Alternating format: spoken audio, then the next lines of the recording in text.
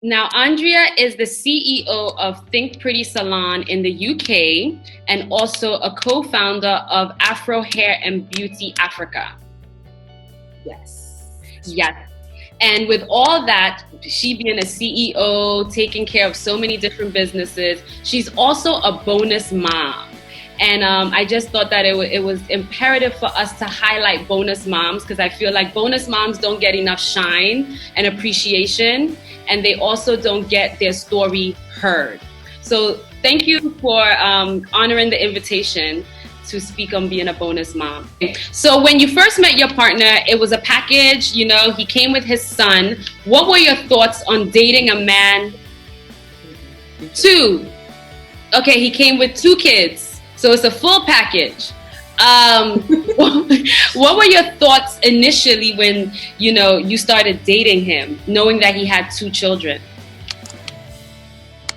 So I'll be honest, I've always said I wouldn't I wouldn't marry someone with kids. That was always in my mindset. However, we were great together. And at the time, he didn't live with his kids. Okay. He didn't live with his children. So it was like, okay, he doesn't live with his children. Yeah. So it wasn't a thought that I had to think, oh my gosh, like I'm gonna live with your children. No, it was never that sort of thought. But yes, I was well aware that he was involved with his children's life. He loved his kids. They were his life. So yeah, I was well aware of that. So it wasn't like, oh my gosh, it's just been sprung on me. I was well aware that, yeah, he's involved in his children's life.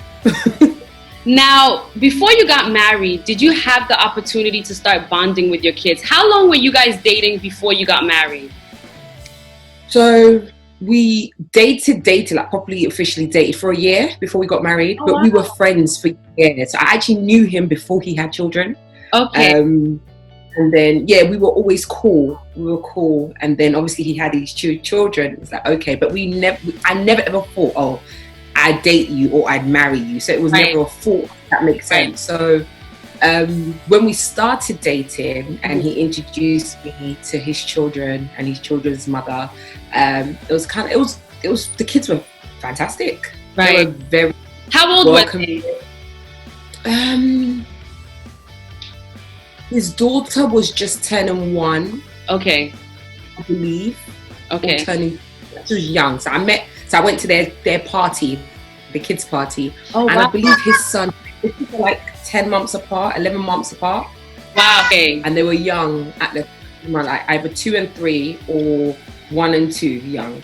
Okay. I can't remember. Now, interesting that you spoke about meeting their mom. I wasn't sure if I wanted to touch on that because there's always this persona of baby mama drama. But obviously your situation is smooth sailing.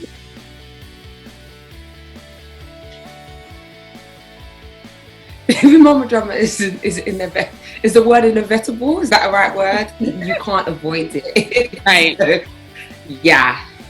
Okay. You can't avoid the baby mama drama. Now, yeah. do any of the kids live with you full time?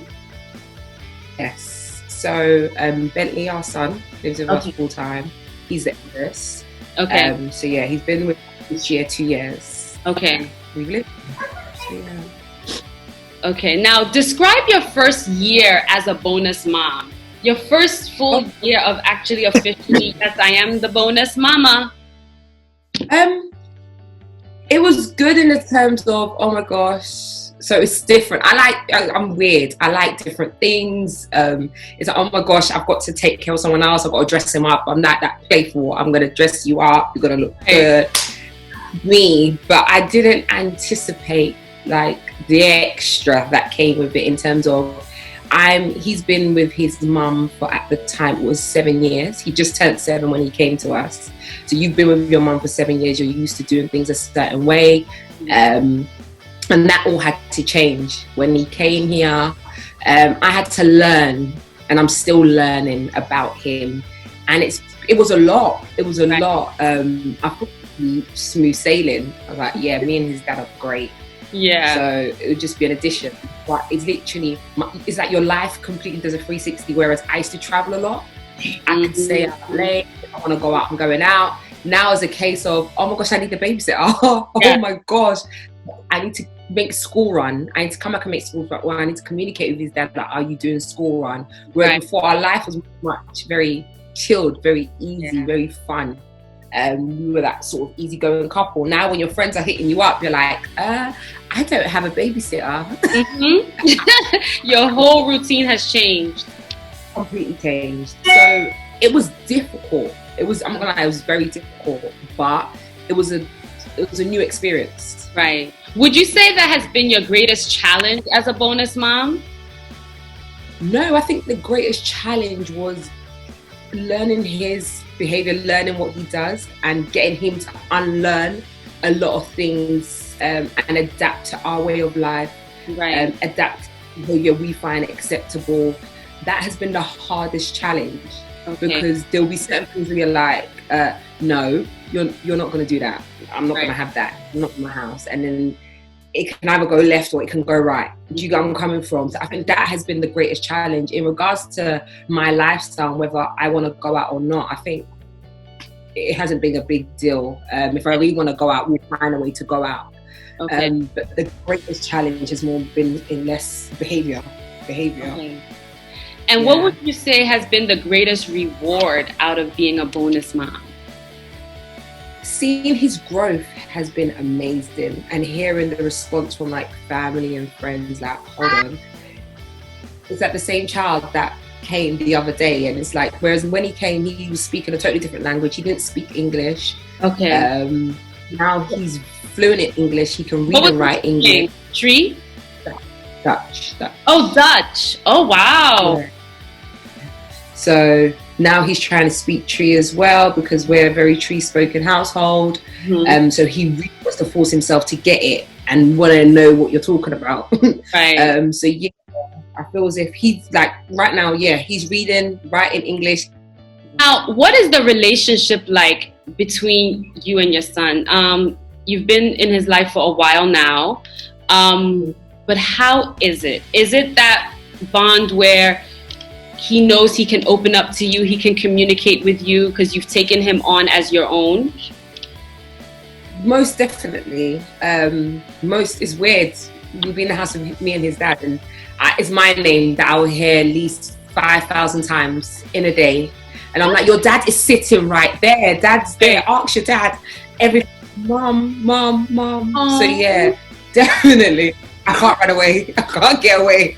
I can't get a minute in. So yeah, definitely. We've definitely built that bond. It did feel a bit weird at first, because you're like, oh, are we ever going to... He started calling me mum from early.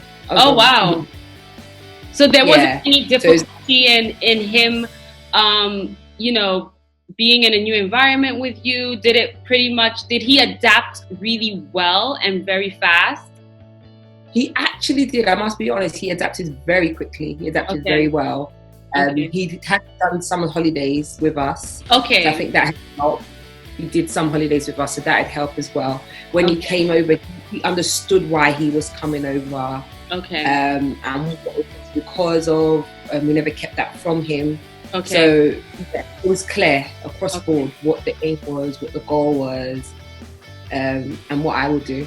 So, Now, when it comes to house rules, I do a lot of research on a lot of topics, and this has always been something I've always been intrigued by, because I was raised by my mom and my stepdad, and my stepdad came into my life when I was very, very young, and he took me on like how you took on your stepchildren, like your own. So when it came to house rules, like it was both parents were putting out the house rules, and I was listening to both of them, but they had the balance. In your home, who makes the house rules? Like, in a sense, let's say your bonus son gets in trouble in school. Are you the one that's going to reprimand him? Is it his dad, or do you guys balance it out? I'd say it's a balance, really. If I pick you up from school, then you deal with me. So he prefers me to pick him up from school. Okay. That picks you up. Dad mainly gets the phone call. It is a balance. In terms of house rules, the house rules have already been set. So we Yeah, the house was already in place. So he came in knowing exactly this is the way we do things, this is the way things are done, this is how you follow things. So it was never a confusion of, oh, mommy said this, daddy said this. That's something that I'd say doesn't happen. Okay. And because me and my husband, we communicate a lot, you can't pull the wool over our eyes in terms of mommy said this and daddy said this. It just won't work. At all.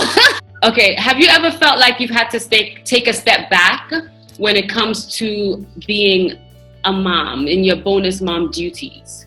I wouldn't say I felt as if I've had to take a step back, but I've just really felt as if I've had to pause, breathe, and recalculate everything in my head. You can't take a step back where we live together. We're always in each other's spaces. We're always in each other's faces. You are literally mine. Like there's no going back. You cannot take a step back. We're really taking a step back too. Do you get where I'm coming from? You can get irritated. You can get annoyed at certain things, but at the end of the day, you get over it like every mother would with their child. Of course, you're going to be irritated with your child. Of course, you're going to be like, "Arr!" But when you calm down, you just move on. Right. Does that make sense? But in our culture, there's no such.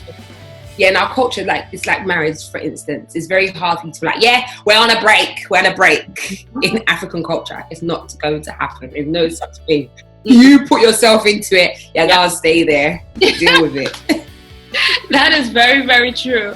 Now, I got a question. A bonus mom, she wanted to know what advice would you give her because she's struggling. She's struggling being a bonus mom. It's not, no situation is easy, but from what she wrote, it's just like she's over it, but she's in her marriage. I think it's something that a few elders told me when I was getting married.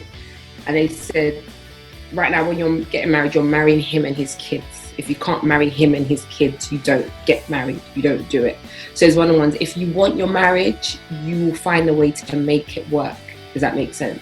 Whether it is you create a happy space in your head where you could escape to that space and just breathe and get on. And it's crazy. You see, kids have this way of, they will do things to an extent where they will drive you insane and up the wall. But then 15 minutes later, they're making you laugh from doing something else.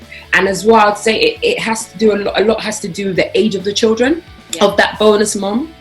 I think it would have been a lot harder, and I would have probably said no if the children was older. Right. He was young when he came to us, so it's a lot easier to nurture. And I did childcare. It's a lot easier to get a child to unlearn behavior. When you're dealing with kids that are a lot older, I'm talking about 10, 11 plus, sister, forget it. Get it. Forget it. It's a war. It's a full-on war. I would never advise anyone who's not extra strong or extra religious to take, no, I'm being honest, to take that on, because older kids have learnt behavior and they're not going to unlearn it from nowhere. They're not. It's going to take a lot. And even if they do appreciate it, even if they've unlearned it, they're not going to show you because of pride and what has probably been planted into their heads. So yeah, it's not easy. It's not easy. Even it's not easy. But you've got to take it to a point where, do I really love this man that much? Like, to sacrifice my happiness, to sacrifice my peace of mind. Yeah. Do you come from? And that's what love is. It is sacrifice. But to what extent can you deal with it? What advice would you give to a new bonus mom? So she's new in this whole thing. Like, she just started dating someone, but they're engaged. The engagement came early, so they're going to enter marriage, and he has a kid. And she's now trying to build a bond with even the child, who is 2.5. So she wants advice as a newbie, fresh. Transparency. But you see, a lot of it falls on the part of the other partner with the child, if that makes sense. He has the power to control the narrative, shall I say. Your job is to, whatever you do, is be supportive. Do all you can do within your power to love that child, and teach that child that you love their other parent if they're still around. In other ways, you will never speak bad to the child about their other parent, ever. That's a no-no. No matter what the situation, You always encourage that child to have a good relationship with their parent, their other female parent, because I guess she's a female. But yeah, I always say, you just got to be great at it. It's him to control. He has to control the narrative, because you got to understand this. No matter how good you are, someone somewhere will always have something bad to say about you. Yes. They will always be able to make up a story about you. Does that make sense? It will always be a case of you stole so and so from them, even if that isn't the case. So it's, as I said, it's a lot of power falls as a female. A lot of the power fall on your man to be able to speak to his children, because remember, he would have already had that relationship.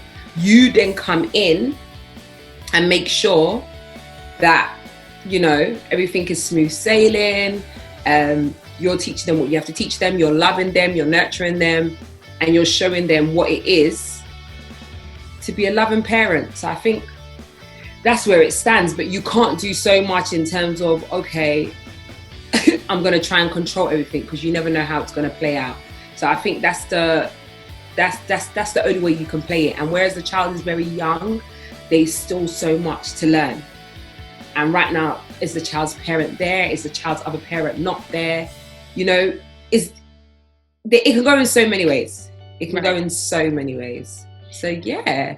And you've given a lot That's what I would say. You've given a lot of advice, but overall, what are your last words for any bonus mom who is listening to you? Don't lose yourself. Don't lose yourself, and don't be a people pleaser. Because you can get into a place where you feel as if you can forget that, no, your place is to discipline, teach and train a child as if you would your own. And I think that's what everyone has to remember. Don't do anything besides what you would do to your own. I think it's a lot easier if you have your own and then you have a bonus child, and it's like, okay, side by side, there's no comparison. But whereas, you know, it's like you just have a bonus child, sometimes you feel as if you have to overcompensate, so no one can ever come and tell you, oh, well, you don't do this, will you do this? Do you get where I'm coming from? So I would say always be true to yourself. Be as real as you can to yourself. Keep discipline in place, be honest, be lovely, never ever insult the other parent to the child, never even put yourself in that position regardless of what they say about you. Always send love, because if the child has any wisdom and they grow up, they'll realize, hold on, this woman never said anything horrible about my biological mum. But it's funny how my biological mum always had so much to say about this woman. They're not silly. Remember things, and kids are smart. Kids are very smart. So yeah, that's really it. But it's not easy. It is difficult. But just remember, you got the bonus man and the bonus child. So. Andrea, thank you so